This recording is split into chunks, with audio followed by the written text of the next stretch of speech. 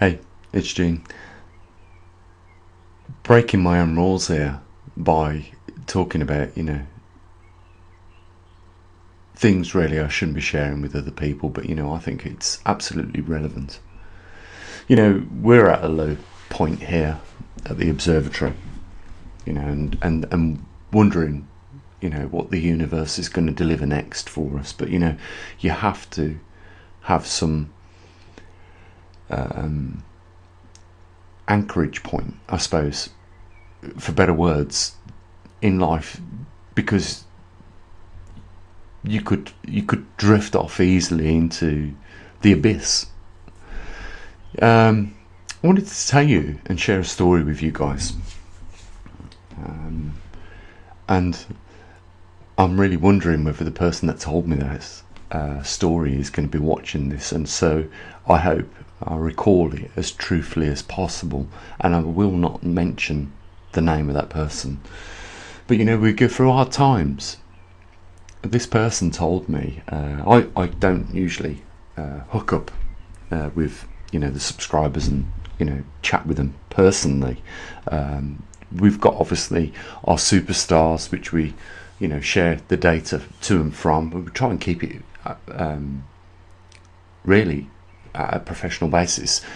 And I happened to hook up with one of our subscribers who told me a story about her life, and it was really hard. And with what's going on right now with the observatory, and you guys as well know this, and you might be in a good place in your life right now. You might have hit that wall where you don't know where to go next. And so for you guys that don't know where to go next, maybe this story I'm going to tell you about will be some encouragement. And just know that when the times get hard, then you have to resort to tough measures is a better word. Perhaps it's not, but tough. You have to resort to even hard measures and fight it back off. Okay. So the story is, that this girl, or this woman that I was talking to, told me that she was in a relationship with a guy for around 10 years, and she screwed up. She really said that what she did was just felt right at the time, but was the wrong thing to do. She had an affair on this guy, and he found out, and it resulted in her having to leave that relationship and leave all her security behind with 2 children. And some people will say, well, that's completely your own fault. But just put yourself in that situation for a moment. I know it's wrong to be deceitful, but we're not perfect. We all fuck up.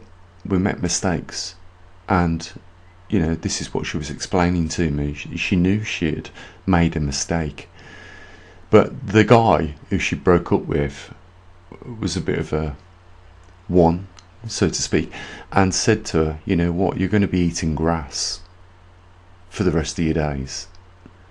And she was so determined for that not to be the case that she left and left all her belongings behind, apart from her clothing and the clothing for the children. So she's pretty much a woman with 2 children with bags in her hands. And she went to try and get some social housing, but they didn't give her none at first. They put her up in a hostel for vulnerable women with children, and then she moved out of the hostel into a bed and breakfast accommodation type that for a short period of time before she was given some social housing. And she was that broke at the time. She wasn't working. She ended up in this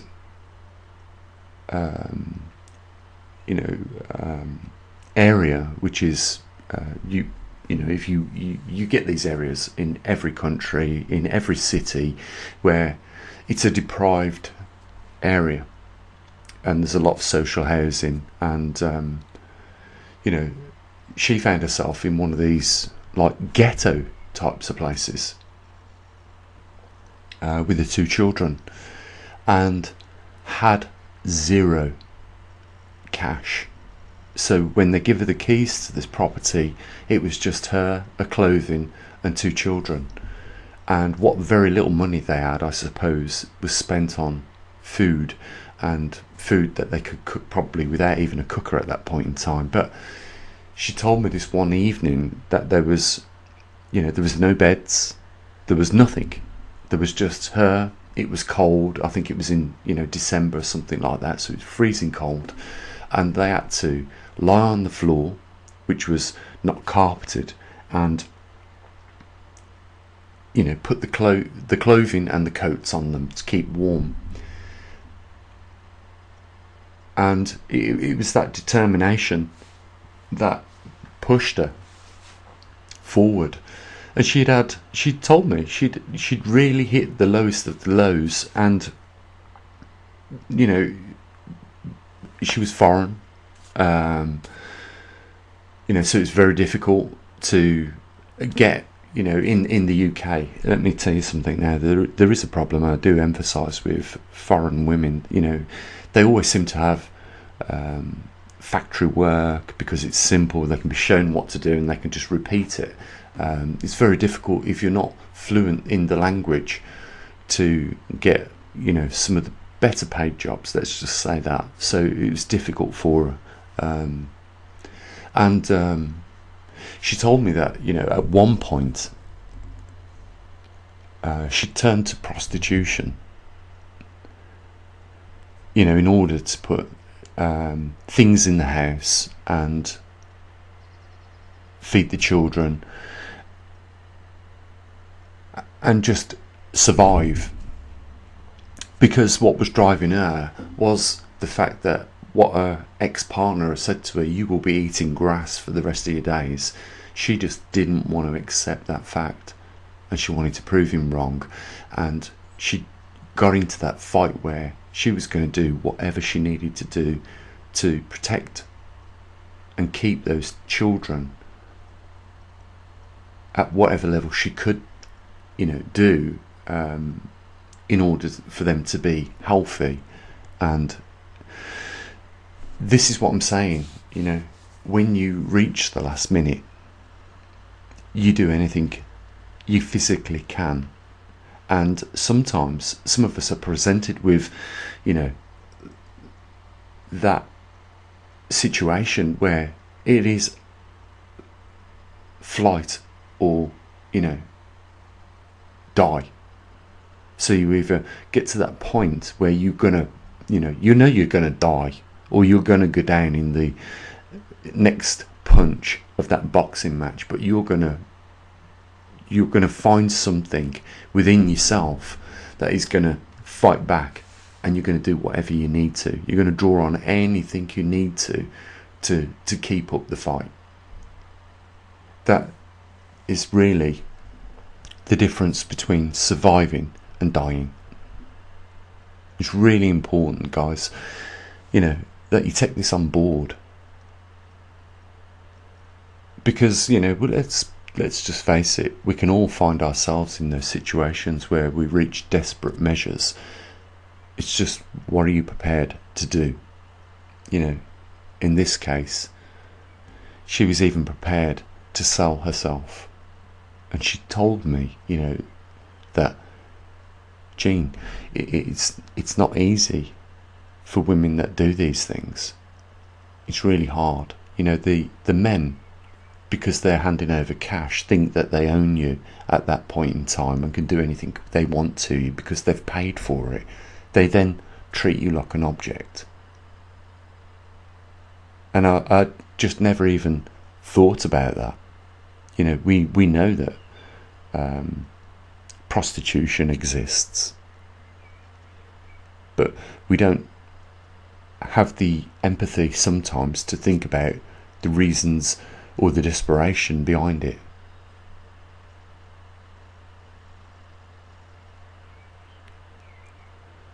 So for me, I realised what she'd gone through, in order to look after her children, and the battle that she'd had with having to go to such measures was similar to some of the experiences I've had in my life. And we need to talk openly about these things and share our stories,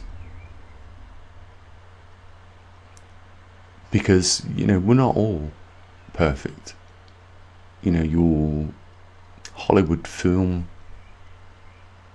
celebrities have faults.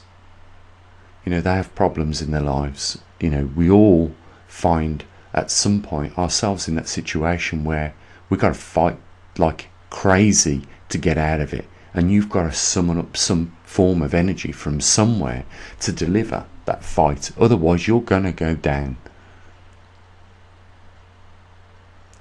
And why I'm talking about this, I suppose, is because we're talking about pole shift and some of the implications that we might face.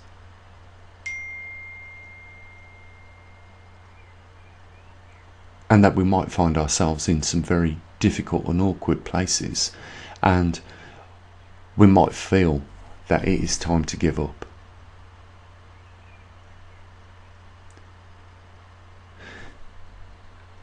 I just want to express one thing.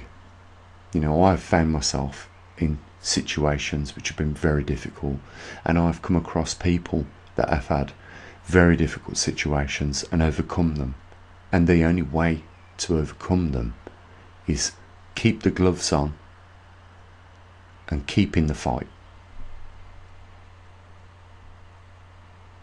And whatever comes your way, shrug it off and move forward.